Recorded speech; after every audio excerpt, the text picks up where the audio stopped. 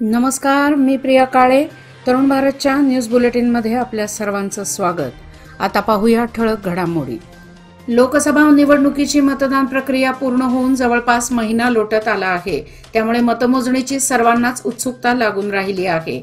उद्या दिनांक 4 जून रोजी मतमोजणीतून निकाल स्पष्ट होणार असल्याने गुलाल कोणाचा हे स्पष्ट होणार आहे. बेळगाव लोकसभा मतदारसंघाच्या मतमोजणीची जिल्हा प्रशासनाकडून जय्यत तयारी करण्यात आली आहे. यासाठी चोख पोलीस बंदोबस्त ठेवण्यात आला असून दिनांक 4 जून रोजी दुपारपर्यंत निकाल स्पष्ट होणार असल्याचे निवडणूक अधिकारी व जिल्हाधिकारी नितेश पाटील यांनी सांगितले. 20 ते 21 फेऱ्यांमध्ये मतदान प्रक्रिया पूर्ण होईल असे निवडणूक अधिकाऱ्यांकडून सांगण्यात आले. मतमोजणी केंद्राच्या 200 मीटर परिसरात 144 कलम जारी करण्यात आला आहे. मतमोजणी प्रक्रिया सुरळीतपणे पार पडण्यासाठी जिल्हा प्रशासनाकडून योग्य ती खबरदारी घेण्यात आली आहे. कायदा व सुव्यवस्था राखण्यासाठी चोख पोलीस बंदोबस्त ठेवण्याचे नियोजन करण्यात आले आहे. बेळगाव आणि मंगलोर विमानतळांनी प्रवासी संख्येच्या बाबतीत यंदा लक्षणीय कामगिरी केली आहे. यात बेळगाव आघाडीवर आहे तर मंगळुरू दुसऱ्या क्रमांकावर आहे.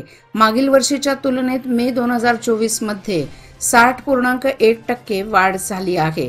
भारतीय विमानतळ प्राधिकरणाने उघड केले की बेंगळुरू आणि मंगलोरमध्ये सकारात्मक वाढ नोंदवली गेली तर हुबळी, कलबुर्गी आणि मैसूर विमानतळांवर प्रवासी संख्येत घट झाली आहे. निवडणुकीच्या मतमोजणीला अवघे काही तास उरलेले असताना बेळगाव व चिकोडीतील उमेदवारांच्या समर्थकांनी लक्ष वेधून घेतले आहे. भाजप आणि काँग्रेस उमेदवारांच्या काही समर्थकांनी उमेदवारांच्या विजयासाठी पैजा लावले आहेत. आपला उमेदवार विजयी होणार अशी खात्री असलेल्या समर्थकांनी आपली शेतजमीन, गुरेढोरे व रोख रक्कम पणाला लावली आहे. बेळगाव लोकसभा निवडणुकीत भाजपकडून माजी मुख्यमंत्री जगदीश शेट्टर आणि काँग्रेसकडून मंत्री लक्ष्मी हेब्बाळकर यांचे सुपुत्र मृणाल हेब्बाळकर उमेदवार आहेत. तर चिकोडी मतदारसंघात अण्णासाहेब जोल्ले आणि प्रियांका जारकीहोळी या दोन्ही मतदारसंघात अटीतटीची लढत होणार आहे. निवडणुकीच्या काळात होणारी सट्टेबाजी ही करोडो किमतीत केली जात आहे. समर्थकांनी गोठ्यातील जनावरे, शेती, रोख रक्कमही पणाला लावली आहे. त्यामुळे कोण काय कमावणार की गमावणार हे उद्याच स्पष्ट होणार आहे. शहरातील सम्राट अशोक चौक ते गांधीनगर उड्डाण पुलापर्यंत वाहतूक कोंडी होत आहे. मागील आठवडाभरापासून ही समस्या निर्माण झाली आहे. त्यामुळे वाहनधारकांची दमछाक होत आहे. किल्ला प्रवेशद्वारावरही वाहतूक कोंडीचा प्रश्न निर्माण होत आहे. वाहतूक पोलिसांनी याकडे लक्ष देऊन वाहतुकीला शिस्त लावावी अशी मागणी होत आहे. शहरात सोमवारी मान्सूनपूर्व पावसाने हजेरी लावली.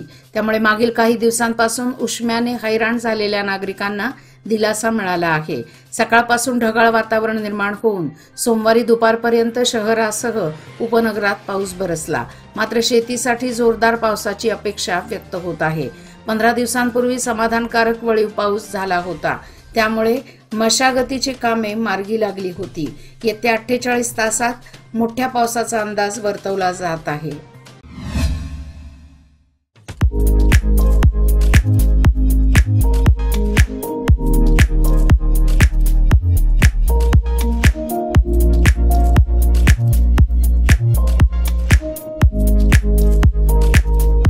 महिलांची शक्ती हीच समृद्ध भविष्याची निर्मिती. लोकमान्य घेऊन आले आहेत महिला उन्नती योजना, जी देते तुमच्या गुंतवणुकीवर 10% आकर्षक व्याजदर फक्त 500 दिवसांकरिता. किमान गुंतवणूक 10,000 रुपये. अधिक माहितीसाठी आजच कॉल करा 1800-212-4050. योजना फक्त महिला सभासदांकरिता. नियम अटी लागू. लोकमान्य, जिथे पैसे वाढतात आणि नातं वृद्धिंगत होतं.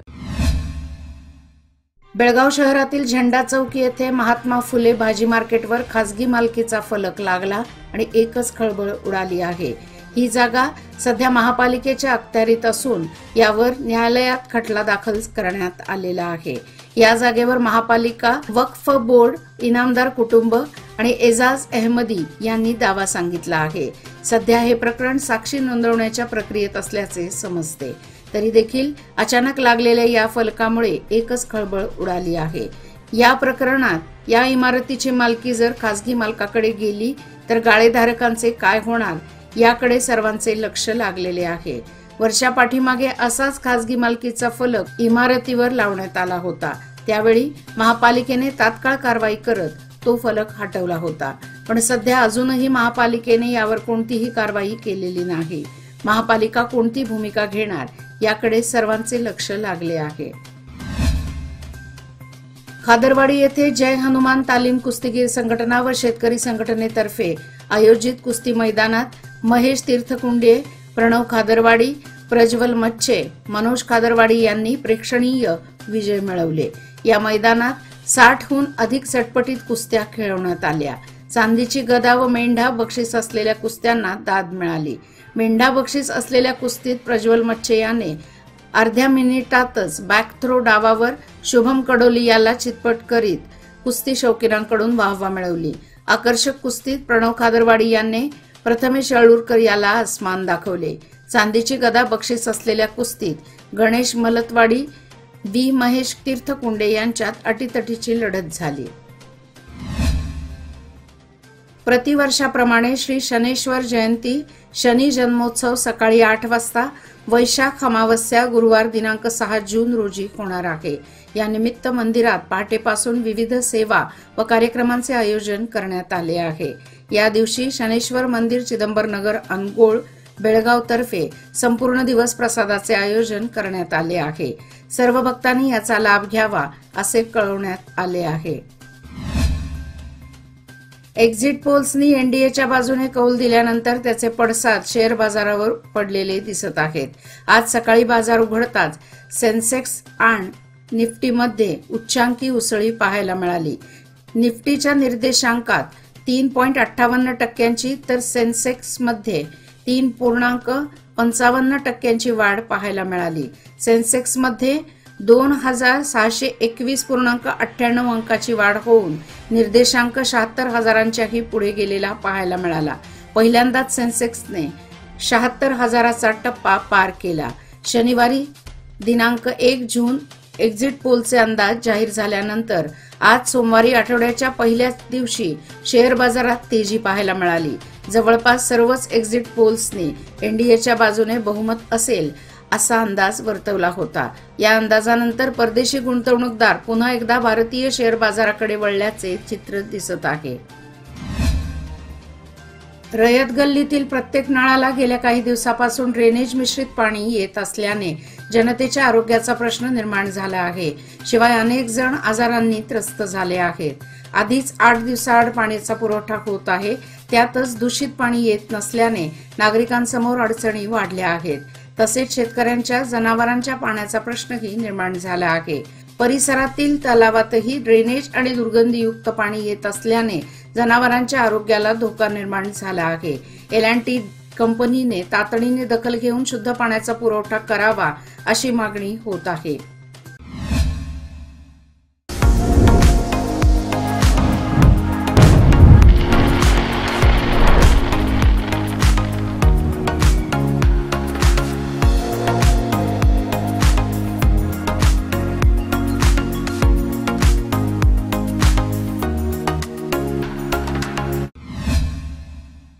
गेल्या महिनाभरापासून गावकरी व पालकांनी तालुका गट शिक्षणाधिकारी राजश्री कुडची तसेच जिल्हा शिक्षणाधिकारी मोहनकुमार हंचाटे यांना भेटून शाळा सुरू करण्याबाबत निवेदन दिले व त्याचा सतत पाठपुरावा केला. अखेर त्याला यश मिळाले. आज 3 जून रोजी शाळेला सुरुवात झाली. गावातील युवकांनी व पालकांनी श्रमदानाने शाळेची डागडुजी व परिसर स्वच्छ केला. यामध्ये निवृत्त शिक्षक प्रकाश पाटील, विठ्ठल पाटील, यमुना पाटील, धनंजय पाटील, शंकर पाटील, मुरलीधर पाटील, लक्ष्मण पाटील आदींनी परिश्रम घेतले. रायबाग शहरात मोकाट जनावरे व कुत्र्यांचा उपद्रव वाढला आहे. अनेक कुत्र्यांनी बालकांसह नागरिकांवर हल्ला करून जखमी केले आहे. यामुळे शहरवासियात भीतीचे वातावरण पसरले आहे. याची दखल घेत मोकाट कुत्र्यांचा बंदोबस्त करण्यात यावा येथील एकता सोशल वेलफेअर फाउंडेशन तर्फे निवेदन देण्यात आले. दिनांक 2 रोजी येथील घुमट गल्ली परिसरातील 7 वर्षीय मुलावर 7 ते 8 कुत्र्यांनी अचानक हल्ला केला. या हल्ल्यात फरहान हबीब अन्सारी हा गंभीर जखमी झाला आहे. फरहान याला वैद्यकीय उपचारासाठी सांगली येथील सिव्हिल रुग्णालयात दाखल करण्यात आले आहे. त्याचप्रमाणे गत आठवड्यात 5 बालकांवर मोकाट कुत्र्यांनी हल्ला करून चावा घेतला. या वाढत्या हल्ल्यांमुळे पालकांकडून मुलांना घराबाहेर पाठवले जात नाही. लखनापूर बेघर वसाहतीनजीक शनिवारी बसच्या धडकेत गंभीर जखमी झालेल्या इसमाचा रविवारी सिव्हिल हॉस्पिटल येथे उपचारादरम्यान मृत्यू झाला. प्रकाश आप्पासाहेब पाटील, वय वर्षे 50, मुळगाव बेडकीहाळ, सध्या राहणार नेज असे मृताचे नाव आहे. शनिवारी सकाळी कर्नाटक राज्य परिवहन मंडळाच्या बसच्या धडकेत दुचाकीस्वार प्रकाश पाटील हे गंभीर जखमी झाले होते. त्यांच्यावर सिव्हिल हॉस्पिटल बेळगाव येथे उपचार सुरू होते. रविवारी त्यांचा उपचारादरम्यान मृत्यू झाला. या घटनेची नोंद बसवेश्वर चौक पोलीस स्थानकात झाली आहे. कर्मचारी, उमेदवार आणि एजंट यांना मतमोजणी केंद्रात मोबाईल फोन, स्मार्ट घड्याळ, टॅब, वायरलेस उपकरणे आणण्यास मनाई आहे. प्रत्येकाने जिल्हा प्रशासनाने दिलेले ओळखपत्र आणणे आवश्यक असल्याचे जिल्हा निवडणूक अधिकारी असलेले जिल्हाधिकारी टी. भुबलन यांनी सांगितले. शहरातील सैनिक शाळेत मतमोजणी पूर्व तयारी बैठकीत त्यांनी सहाय्यक निवडणूक अधिकारी आणि पोलीस अधिकाऱ्यांशी संवाद साधला. मतमोजणी केंद्रात कोणताही गोंधळ होऊ नये यासाठी निवडणूक आयोगाच्या मार्गदर्शनानुसार मतमोजणी केंद्रात मोबाईल आणण्यास सक्त मनाई आहे. कृषी व्यापारी वर्गाने खतांची विक्री करण्यापूर्वी पोटॅशयुक्त संयुक्त खताची उपयुक्तता शेतकऱ्यांना दाखवून द्यावी असे आवाहन सहाय्यक कृषी निर्देशक विनोद मावरकर यांनी केले. ते रायबाग शहरातील कृषी विभाग कार्यालय परिसरात आयोजित कृषी विक्री संघाच्या सभेत बोलत होते. ते पुढे म्हणाले की सरकारने घालून दिलेल्या नियमांचे पालन करावे. वाढीव दराने खतांची विक्री करू नये. यामध्ये गैरप्रकार आढळून आल्यास संबंधित दुकानदारावर कायदेशीर कारवाई करण्यात येईल. तसेच त्यांचा परवाना रद्द करण्यात येईल असेही त्यांनी सांगितले. आथणी तालुक्यामध्ये शेतकरी खरीप पेरणीसाठी जमीन तयार करून सज्ज आहे. असे असले तरी वळिवानेही यंदा दांडी दिली आहे. तसेच पेरणीसाठी सज्ज असलेले शेतकरी पावसाच्या प्रतीक्षेत आहेत. कृषी कार्यालयामध्ये बियाणे उपलब्ध झाली आहेत. शेतकऱ्यांनी त्याची खरेदीही केली आहे. सध्या आथणी तालुक्यात 26,524 हेक्टर ऊसाचे क्षेत्र आहे. तर अन्य क्षेत्रात पावसाने साथ दिल्यास वेळेत खरीप हंगाम साधण्यास मदत होणार आहे. याचबरोबर आजचे बातमीपत्र इथेच संपले. अधिक माहिती आणि ताज्या घडामोडी करता पाहत रहा तरुण भारत न्यूज चॅनल. तसेच आमच्या चॅनलला लाईक, शेअर आणि सबस्क्राईब करायला विसरू नका. आणि विश्वासार्ह बातम्यासाठी दररोज वाचा दैनिक तरुण भारत. धन्यवाद.